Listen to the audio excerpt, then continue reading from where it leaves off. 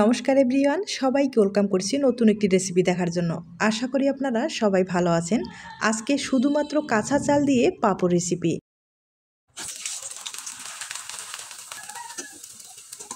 কাঁচা চাল দিয়ে যে এত সুন্দর পাঁপড় তৈরি করা যায়, আজকে এই রেসিপিটি শেয়ার করব। এবং কোনো রকম রোদ্রে দিতে হবে না, আর ঝামেলা ছাড়াই খুব সহজেই তৈরি করে নিতে পারবেন। পাঁপড়টা তৈরি করার জন্য এখানে 200 গ্রামের মতো আতপ চাল নিয়েছি, আর চালটাকে প্রায় 3-4 ঘন্টার মতো ভিজিয়ে রাখতে হবে। আমি আগে থেকেই 3-4 ঘন্টার মতো ভিজিয়ে রেখেছিলাম। আর এখন ব্লেন্ডারে খুব ভালোভাবে একটা পেস্ট তৈরি করে নেব। আর পেস্টটা কিন্তু কোনো রকম দানা রাখা যাবে না, সেভাবে পেস্টটা তৈরি করে নিতে হবে। সামান্য পরিমাণে একটু জল দিয়ে দিলাম।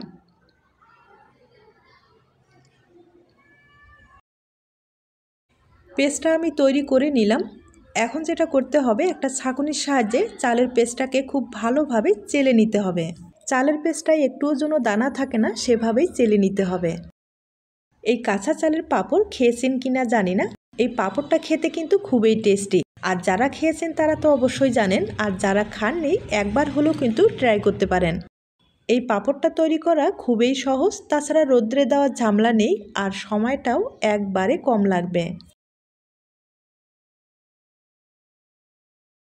চালের পেস্টটা খুব ভালোভাবে চেলে নিলাম।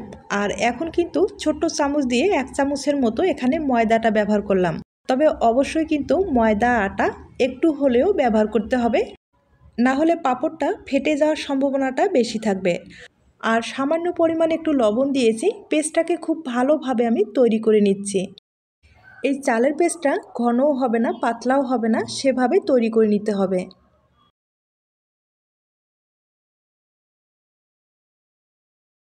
এবার আমি 1 চামচের মতো আস্ত জিরা দিয়ে দিলাম।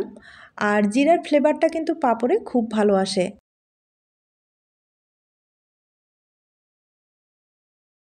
পাঁপড়ের ব্যাটারটা খুব ভালোভাবে রেডি করে নিলাম। আর কিছুটা ব্যাটার আমি একটু আলাদা করে নিচ্ছি, কারণ একটু ফুড কালার দিয়ে দিব। তবে আপনাদের ফুড কালারটা পছন্দ না হলে সেক্ষেত্রে স্কিপ করতে পারেন।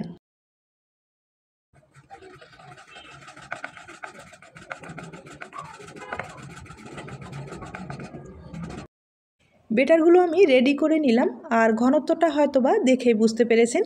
এখন যেটা করতে হবে, এদিকে একটা স্টিলের প্লেট নিয়েছি, আর সামান্য পরিমাণে একটু তেল লাগিয়ে নিতে হবে। তেল কিন্তু অবশ্যই লাগিয়ে নিতে হবে, নাহলে পাঁপড়টা কিন্তু তুলতে পারবেন না। আর তেল লাগিয়ে নিলে খুব ইজিভাবে পাঁপড়টা কিন্তু উঠে আসবে। এই পাঁপড়ের ব্যাটারটা যত পাতলা করে দিতে পারেন ততটাই কিন্তু খেতে টেস্টি হবে। আর মোটা করে কখনো দিতে যাবেন না, মোটা পাঁপড় কিন্তু খেতে ভালো লাগবে না। পাঁপড়ের ব্যাটারটা চারিপাশে খুব ভালোভাবে ছড়িয়ে দিচ্ছি। আর আমার মনে হয় কিছুটা ব্যাটার কিন্তু একটু বেশি হয়ে গেছে, তাই একটু তুলে রেখে দিচ্ছি।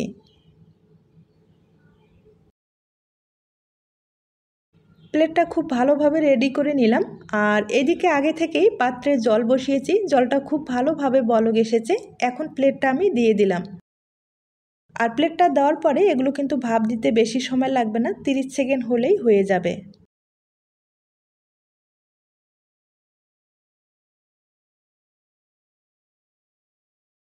30 সেকেন্ডের মতো ভাপ দিয়ে দিলাম। আর পাঁপড়টা হয়ে গেছে, এখন তুলে নিতে হবে।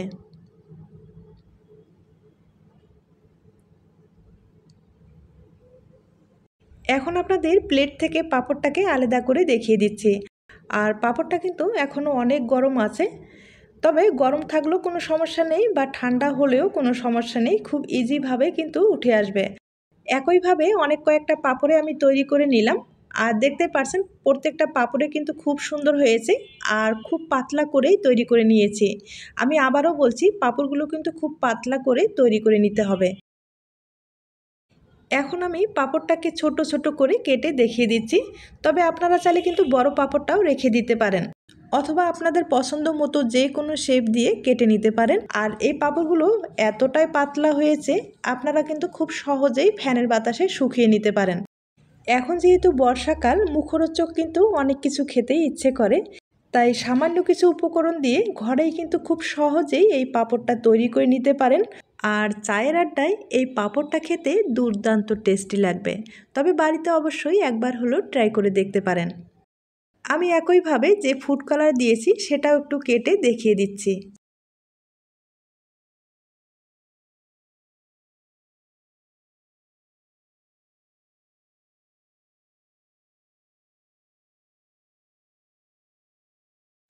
একইভাবে সবগুলো পাঁপড় আমি কেটে নিয়েছি আর এগুলো কিন্তু আমি ফ্যানের বাতাসে শুকিয়ে নিয়েছি।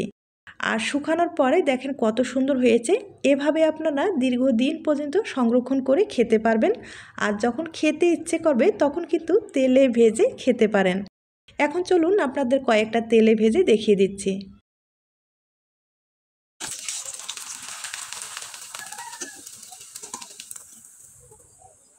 আর এই পাঁপড়গুলো তেলে দেওয়ার সাথেই কিন্তু ফুলে ডবল হয়ে যায় আর ভাজতেও কিন্তু সময় লাগে না, তেলে দেবেন আর তুলে নেবেন। আমি কয়েকটা পাঁপড় এভাবে ভেজে নিলাম, এখন আপনাদের ভেঙে দেখিয়ে দিচ্ছি। আর দেখতেই পাচ্ছেন ভাজানোর পরে কত সুন্দর হয়েছে। তবে ছোট্ট একটা রিকোয়েস্ট থাকবে, যদি রেসিপিটি আপনাদের কাছে ভালো লেগে থাকে বা কোনো উপকারে আসতে পারে তাহলে একটা লাইক দিতে পারেন। এখন আপনাদের ভেঙে দেখিয়ে দিচ্ছি।